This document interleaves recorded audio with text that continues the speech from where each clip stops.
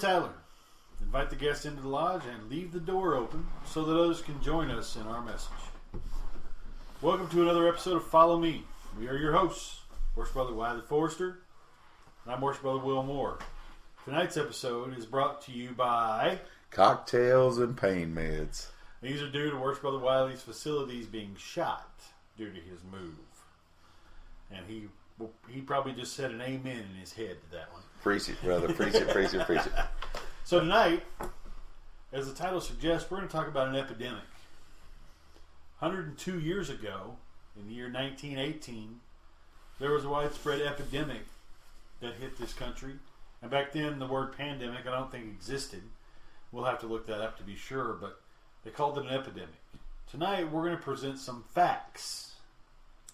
We did some research, and we gathered some research. Right, Worship Brother Mo Gomez sent us a ton of links having to do with the Spanish flu of 1918, and we compiled just some short snippets. Tonight we're just going to sort of talk about some of those things and compare it to today's society and how far advanced things are.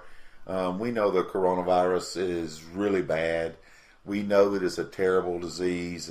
We know this, but we also need to put some things in perspective. Absolutely. And, you know, with so many different things coming out in the news, we hear so many numbers every day that we don't know which set of numbers to believe. Well, they don't put them in a perspective of the number of people in this country or in other countries compared to those that have the disease.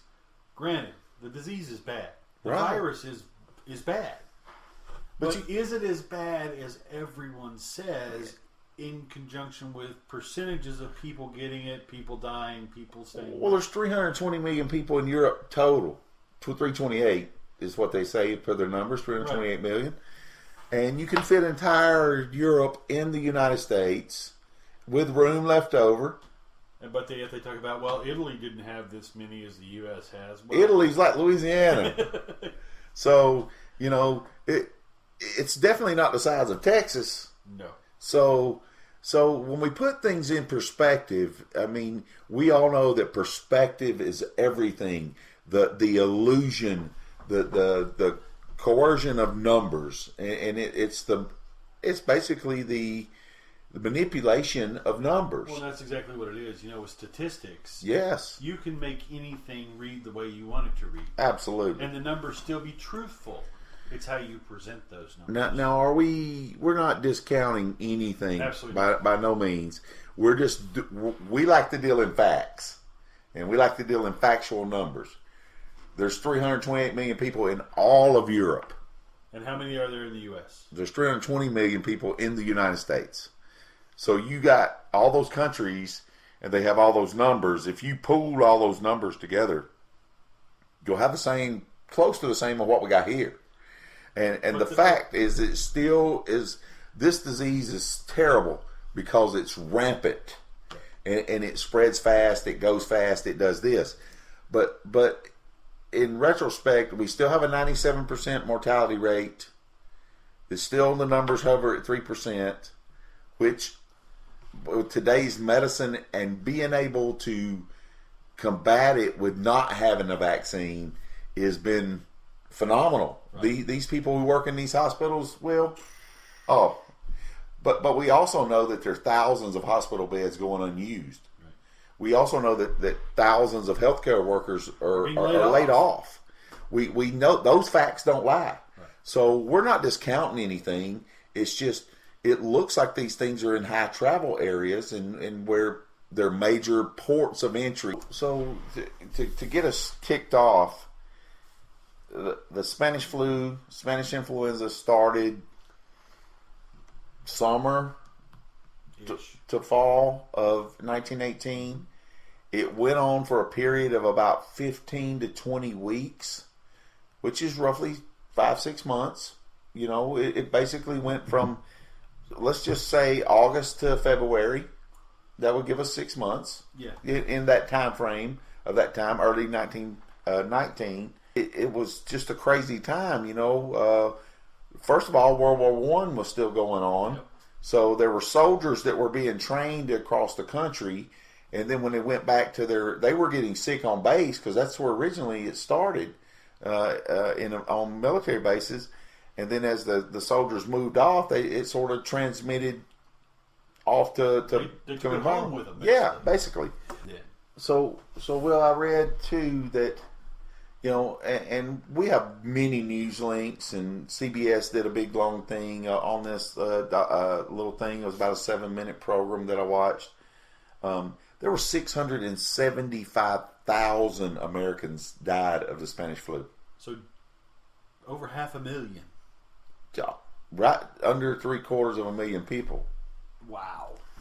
So 50 to 100 million worldwide died. Oh, so that was just the U.S. numbers. Yeah, just in Americans. So 50 to 100 million worldwide. Do you know what those numbers would be today?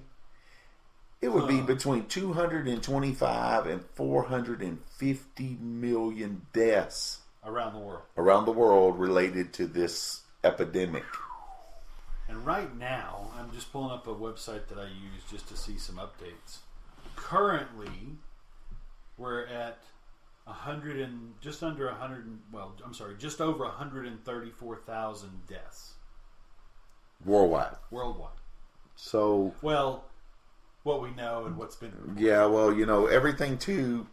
In today's thing, it almost appears that every time someone passes away, it's a COVID-19 related. We don't know that fact. We're not in the medical field. We don't know those things, but they're classifying certain things funny. We all know that a lot of these people have underlyings and other things. What it attacks the respiratory system. We know that. We know that it's in the SARS family. We know that those things. But they didn't know that in 1918 because viruses were not discovered for another 15 to 20 years later past 1918. So they were guessing. Yes. And they treated stuff with elixirs, with whiskey and bloodletting and all these other kind of stuff that, oh Lord, you'd be thrown under the bus now if you tried some of these home remedies. That's not going to be effective against the virus. We know that now. Yeah, absolutely. But we didn't know it in 1918. Right. So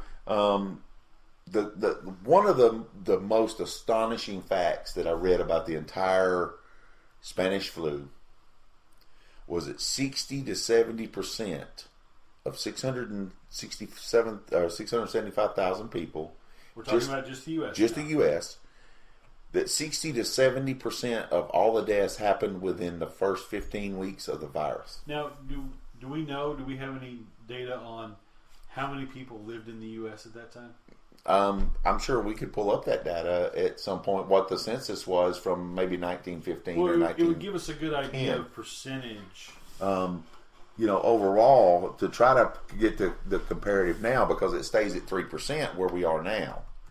So with that data, it would definitely give us that. I'll look it up.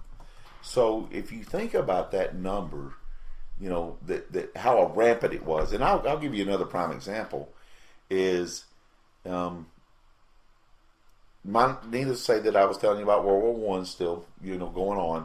So, back then they have war bond parades and things like that in all major cities to try to raise money for the war effort or keep people's spirits high. Right.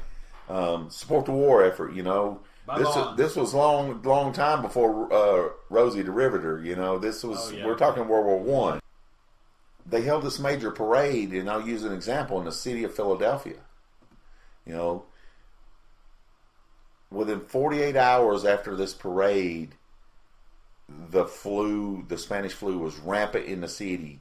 Eventually, the city of Philadelphia alone lost 14,500 people during this epidemic.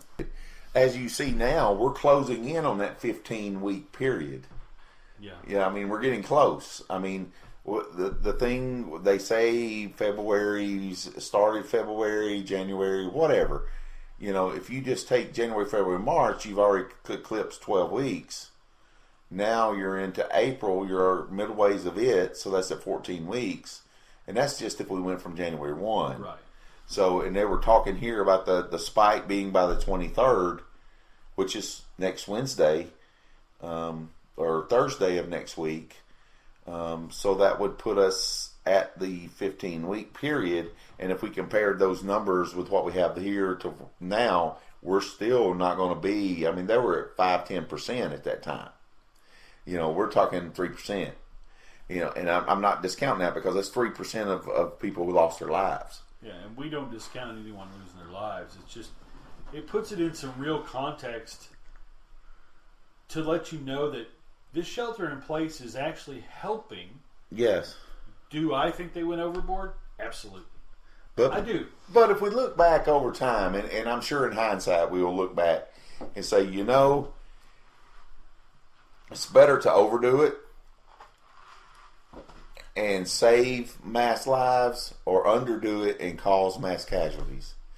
But where do you draw that balance between economics and human life? Well, absolutely, but I don't know where that line is, and I would not be the one that had to make that choice. No. You and I both understand that, but what we're saying is we're not discounting any information that's been put out there. We're just saying, do we believe they overkilled it? Absolutely. To shut down the entire United States, was it for some part of our good? But for the whole 10 million people don't have a job. And where do you weigh that? I mean, I could not. I just couldn't be a state leader, a local leader, or a national leader at this point to try to have to balance between. In talking about the Spanish flu of 1918, there was also during that time President Woodrow Wilson. He rushed a bill through Congress. Does that sound familiar? We'll read it after it gets passed. So, and it say that. Yeah, and we gotta pass it and see what's in it. So anyway, it was called the Sedition Act of 1918, and what it basically said was this: all news stories must be killed if it was talking about this flu epidemic that was going on, because they wanted to protect the war effort. We're not going to run any stories related to this because we do not want to upset any efforts or break the morale of the people who are supporting the war effort.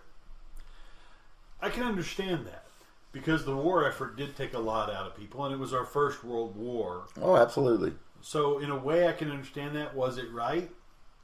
Wasn't there to say. And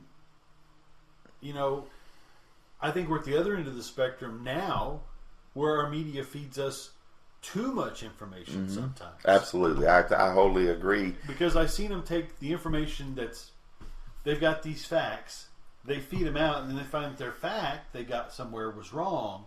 Do they go back and retract it? Not very often. That's fact, and we know that. But we're not here trying to be dissenters against the government, because that's not what we're here to do. We're just weighing in versus 100 years ago versus today. Now, 100 years ago, the media was nothing like they were. They had to type it, send it on a telegram, telegraph, whatever newspaper. They needed to do. Yeah. And newspaper were the prime way to receive information. Well, I mean, speaking of newspapers and bringing this back a little bit into masonry, back in 1918, the Washington Post newspaper on October 8th, 1918, had a little blurb in it. And this is what the blurb says, and I quote: "To all Masonic bodies of the District of Columbia, in advance of the official notice, I am authorized by the health officer to announce that owing to the prevalence of Spanish influenza in the District of Columbia, the meetings of all Masonic bodies will be discontinued until further notice. A.W. Johnson, Grand Secretary." So just like we're doing now, and our Grand Masters across the states and around the world have stopped Masonic meetings and Masonic functions because we know how close the brethren like to get to each other. We stand, talk right next to each other and talk to each other and hug each other and shake hands. So to prevent that, they put out something in the Washington Post to say cease and desist. Yeah. So this isn't something new that these grandmasters are doing right now. No, and it also talked about, talking about washing hands and don't touch your mouth. I mean, there was printed in the newspaper every day about how to not get the flu. Right. How to take care of this, and some of the things that says sleep and work in clean, fresh air.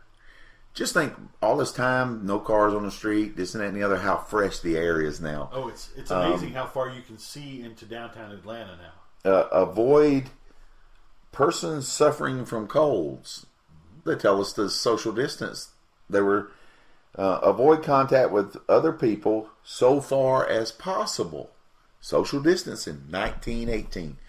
Especially avoid crowds indoors. In streetcars, theaters, motion picture houses. Wait. Crowds indoors. Would that be a Masonic meeting? Yeah, exactly. Bingo. And other places of public assemblage. Yep. So, it's not a new concept. No. And it also tells you to avoid visiting the sick. Cover your nose with your handkerchief when you sneeze, your mouth when you cough. Change handkerchiefs frequently. Promptly disinfect soiled handkerchiefs by boiling or washing with soap and water. Now, remember back in those times, Kleenex was not a thing, It was cloth hankies. So yeah, it was all cloth hankies, and you always kept them with you, and there was always a gentleman always had one in his pocket. So what we're doing today is the same thing we did 102 years ago, only we're far more advanced. Now it's about your gloves. You do realize that when you go into a grocery store and you got on a pair of gloves and you got on a mask, when you come back out to your car, before you get in your car, you need to take your gloves off and your mask. And the reason why I say that is because whatever germs you picked up in the store, the grocery store, you just brought them and put them in your car. And do not throw your gloves on the street. Yeah, in the parking lot. Put them in a receptacle. So there's a reason why personal protective equipment is disposable. Exactly. They're one-time usages. Why do you think the healthcare facilities need so many? Right. The KN95s or the N95s, as I use in my job, we have an 8-hour run time with what we do. But we're not dealing with infectious disease. So these PPEs, we have to discard them properly. Properly, yes, exactly. So what I would suggest to everyone, just a personal suggestion, you take those things off, have you one of those plastic bags you get at the grocery store. Me personally, I like denatured alcohol, but I get it in my factory at 99% pure, so it's a lot more effective. But if you don't have those things, bleach, whatever, spray into that bag. Put your gloves and mask into there, spray into it, put it in your trunk. So dispose of your PPEs properly. Remember, when you go in the store, when you come out, you're bringing the germs with you. Take your stuff off before you get in your car, because the first thing you're going to do, you pull your gloves off, and then you're going to wipe your face and look at your makeup or whatever you're doing, and then all of a sudden you just got that stuff all over you. And we're trying to be cleaner, more hygienic. So you said that the Washington Post ran an ad about the suspension of lodges and lodge business, right? In October of that. October 8th of 1918. And by the way, I've got a slight trivia question, which we'll answer later in this cast.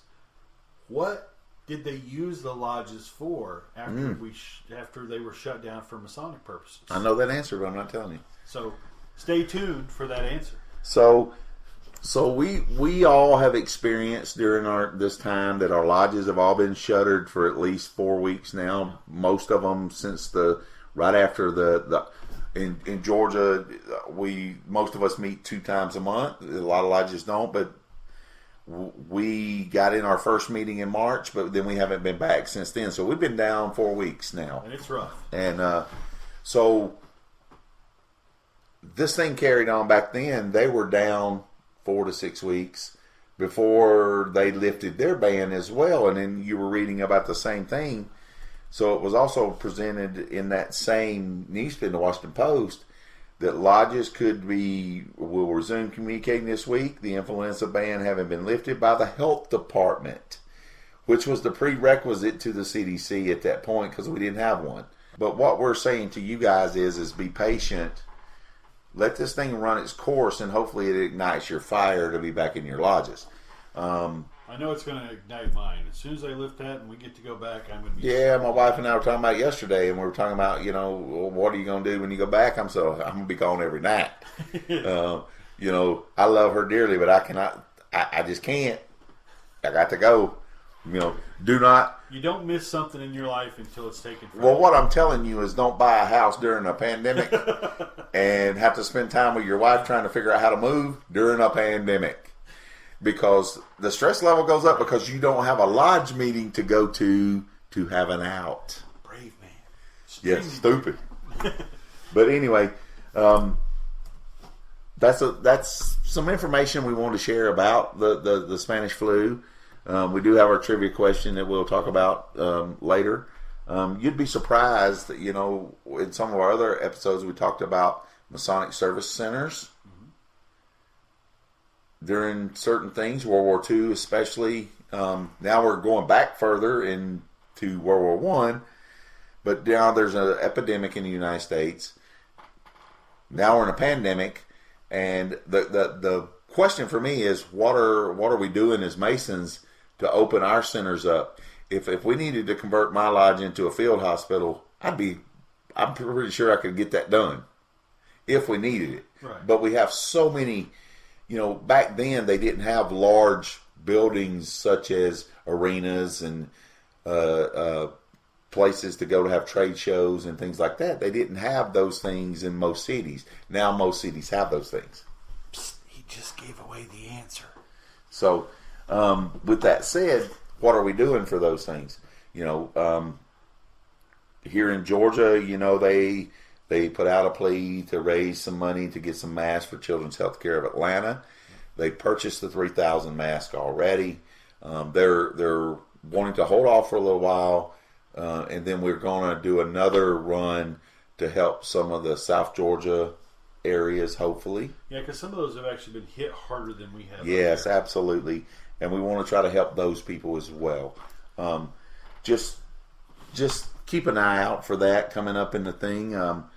Will, do you want to talk about the Grand Master's letter he put out today? He did. So for those of you within the state of Georgia, our Grand Master, most worshipful brother Johnny Garman, sent out a letter today talking about the use of electronic data for having meetings and education and stuff.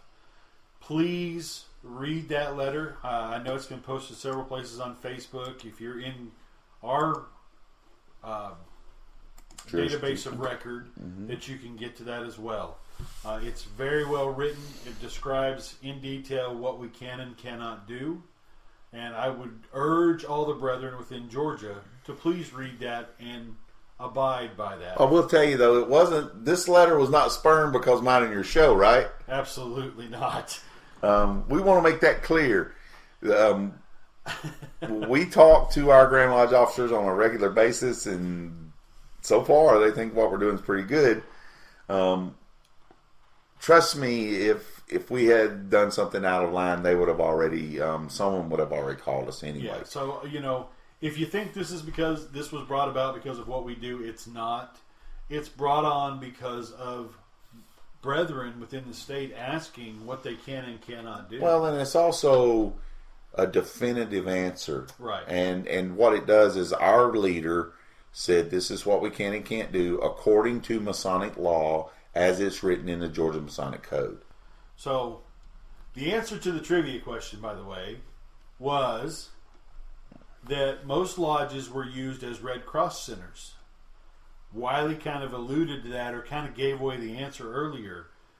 But during the epidemic of Spanish influenza in 1918, the lodges were used as Red Cross centers. Be who you are and say who you feel and say what you feel. Because those who mind don't matter, and those who matter don't mind. Dr. Seuss. One day, your life is going to pass before your eyes. Oh, that's scary.